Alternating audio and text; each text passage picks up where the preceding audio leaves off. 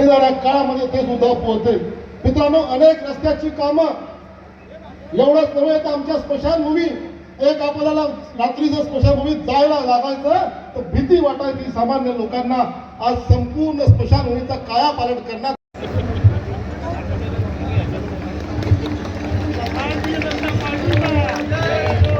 भारतीय जनता पार्टीचा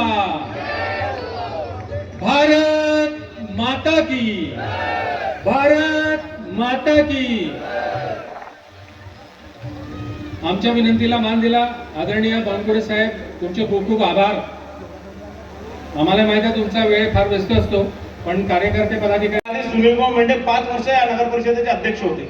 अनेक विकास कामं या शहरामध्ये आले, अनेक रस्ते असतील, अनेक बगीचे असतील, ते करण्याचं काम त्यांनी केलं. या भागात, या शहराला जे सगळ्यात अत्यावश्यक आहे स्वच्छता, म्हणून त्यांनी घनकचरा व्यवस्थापनाचं मोठं काम इथे सुरू केलं. त्याने म्हणून कचरा उचल करून त्याच्यावर प्रक्रिया करण्याचं काम त्यांनी केलं. त्यानंतर इथे पाणी पुरवठा योजना, या भागातील नागरिकांना स्वच्छ पाणी मिळालं पाहिजे म्हणून 60 कोटी रुपयाची पाणी पुरवठा योजना मंजूर केली. ते काम जवळपास 90% पूर्ण झालेलं आहे. अनेक भागांमध्ये त्याचं पाणी सुद्धा मिळालेलं आहे. पण मागच्या 4 वर्षात ते काम कुठेतरी थांबवण्याचं काम काही षडयंत्रबाज लोकांनी केलेलं आहे. आणि त्या प्रशासकाच्या माध्यमातून अनेक कामं मागच्या 4 वर्षापासून होत आहे. सुनील भाऊचा कार्यकाळ संपला 2022 मध्ये, आणि त्यानंतर 4 वर्ष सातत्याने या भंडारा वासियांना लुटण्याचं काम, या नगर परिषदेला लुटण्याचं काम काही भ्रष्टाचारी लोक करतात. आणि मग सन्माननीय जाकी भैया इथे आले आणि त्यांनी मला अनेक फायली दिल्या.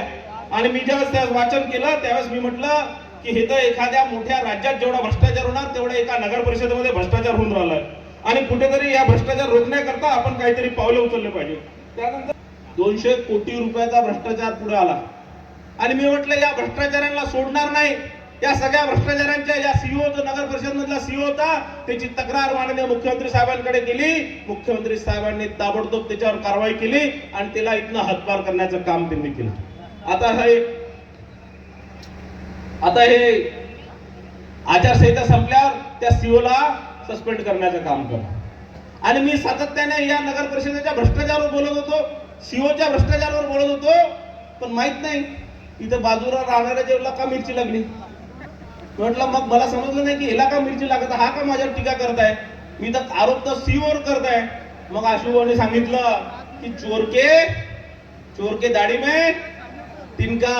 आणि मग एका कुठं बटन दाबली आणि कुठं दुखते हे मग मला लक्षात आलं. आणि मग या भ्रष्टाचाराचा महामेरू कोण आहे, या भ्रष्टाचाराच्या मागे कोण आहे, आणि मग मला लक्षात आलं आज हे भ्रष्टाचारी कुठेतरी परत पैशाच्या जोरावर आम्हीच कसं निवडून येऊ हे सांगण्याची हे कमी करत नाही.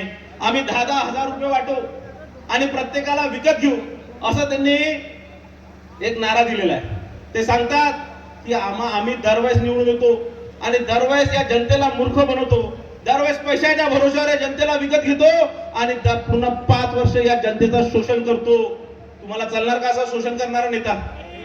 अरे जे बहुजनांच्या भरोश्यावर निवडून आले, 3-3 वेळा या भंडारा विधानसभा क्षेत्रातील बहुजन समाजाच्या लोकांनी आशीर्वाद दिला. आणि जेव्हा आज त्यांना कुठेतरी या बहुजन समाजाच्या कोणत्या एखाद्या कार्यकर्त्याला किंवा या बहुजन समाजाचे उपकार फेडण्याची वेळ आली, त्यावेळेस त्यांनी काय केलं, स्वतःच्या बायकोला उभं केलं. म्हणजे या बहुजन समाजाने 3-3 वेळा मतदान दिलं. या बहुजन समाजाचा कुठेतरी एखादा कार्यकर्ता, अरे पूर्ण शिवसेनेमध्ये एकही बहुजन समाजाचा एखाद्या कार्यकर्त्याने एखाद्या कार्यकर्त्याची बायको नाही ज्याला हे तिकीट देऊ शकले असते. पण नाही, पूर्ण माल मेरे को ही चाहिए, पूरा माल एक ही घर के अंदर होना चाहिए. माल लगाओ और माल कमाओ हा धंदा यांनी सुरू केला. आणि आज या पैशाच्या भरोश्यावर, या भ्रष्टाचाराच्या पैशाच्या भरोश्यावर कुठेतरी तुम्हा सर्वांचे मतं विकत घ्यायला निघालेले आहे. आता 28 तारखेनंतर चालू होणार खरेदी. 10-10 हजार रुपयांनी सांगितलं. 10-10 हजार रुपये किती रुपये देणार आहे? 10,000 रुपये एका मताचे देणार आहे. तुम्ही घेणार का ते पैसे? अरे घ्यायचे, सोडायचे नाही. अरे हे तर आपले पैसे आहे, जे मागच्या 4 वर्षापासून आपल्या मेहनतीचे पैसे खाल्लेले, आपल्या हक्काचे पैसे खाल्लेले आहे. इनचे पैसे घ्यायचे, सोडायचे नाही. पब्लिक का पैसा है, पब्लिक में जमा. आणि घ्यायचे, पण मत कोणाला मारायचं? मत आमच्या मधुराताईला मारायचं, कमल चिन्हाला मारायचं आणि आपल्या सर्वांना यांना कुठेतरी यांची जागा दाखवून द्यायची.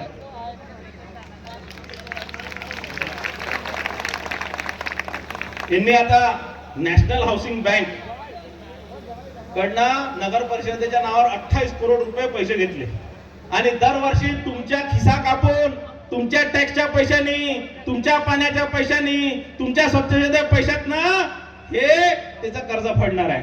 आणि आशुओ यांनी 28 करोड रुपयाचं लोन कशाला घेतलं? त्यांच्या ठेकेदारात त्यांच्या स्वतःच्या पोराच्या नावाच्या कंपनीचे बिल देण्याकरता. बरोबर आहे. आणि असे हे भ्रष्टाचारी लोकांना कुठेतरी जागा दाखवण्याची वेळ आता आलेली आहे. भंडारा शहरामध्ये आपल्याला आज मी यांचा इंटरव्ह्यू बघितलं, एका चॅनलवर सन्माननीय आमदार इंटरव्ह्यू देत होते आणि ते सांगत होते की मी जनतेला आवाहन करतो की बंदर के हाथ में हीरा मिला, गलती से भी बंदर के हाथ में हीरा देना नहीं. अरे मी म्हटलं बंदर तू आहे, मागच्या 10 वर्षापासून आमच्या जनतेला लुटण्याचं काम तू करतोय. आज तू आमच्या ताईला, मधुरा ताईला, एक सामान्य सज्जन बाईला तू बंदर म्हणून राहिला.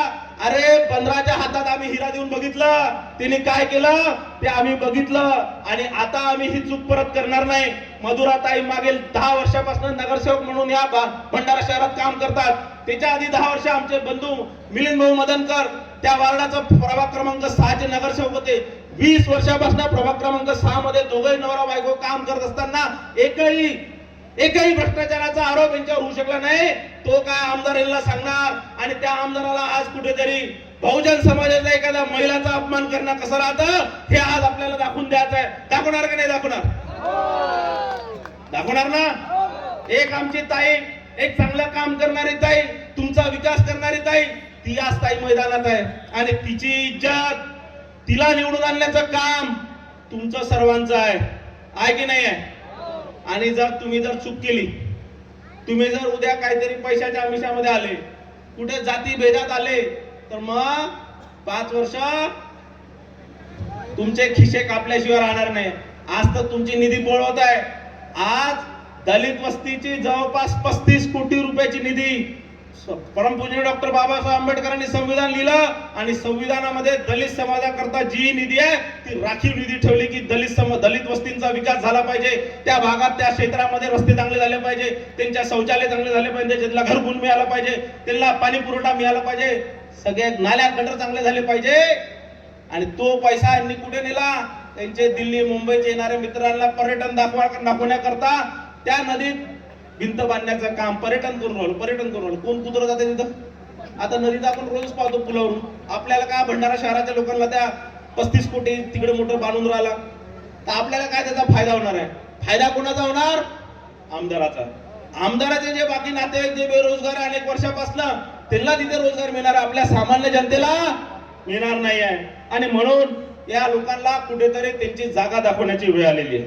आज भंडारा शहरामध्ये अनेक विषय आहेत साहेब, कारण इथे आज बावनकुळे साहेब आले, तर आपण आपल्या शहरासाठी सगळे विषय मागून घ्या. आणि बावनकुळे साहेब इतके दयावान आहे की बावनकुळे साहेबांना आपण एक मागितलं, बावनकुळे साहेब 5 देतात आपल्याला.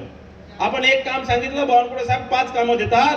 बावनकुळे साहेब, आम्ही जे 2011चा जो कायदा आहे त्यात ज्या लोकांना आपण अतिक्रमण धारकांना पट्टे देतो ते 2024 पर्यंत, आज 2024 पर्यंत जेही अतिक्रमण धारक आहे त्यांना सर्वांना मालकी हक्क पट्टे देण्याचं काम आपण करणार आहे. आपण मागच्या सभेत म्हटलं, पण आम्ही भंडारा वासींच्या वतीने आपल्याला विनंती करतो की 2024 पर्यंत जे सगळ्या घरांना आपण मालकी हक्क पट्टे देण्यात यावं ही विनंती करतो.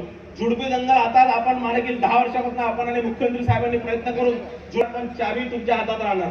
या भंडारा शहराचा विकास करण्याची जबाबदारी तुमची राहणार.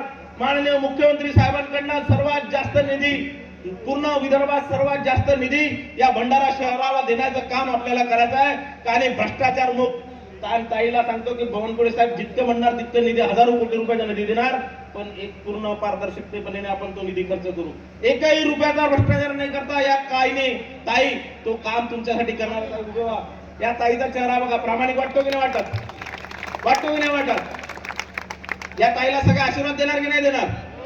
जो गे हात वर करून आशीर्वाद द्या. भारतीय जनता पार्टीचा मधुरा ताई, आप आगे पडो. धन्यवाद. जय हिंद, जय महाराष्ट्र.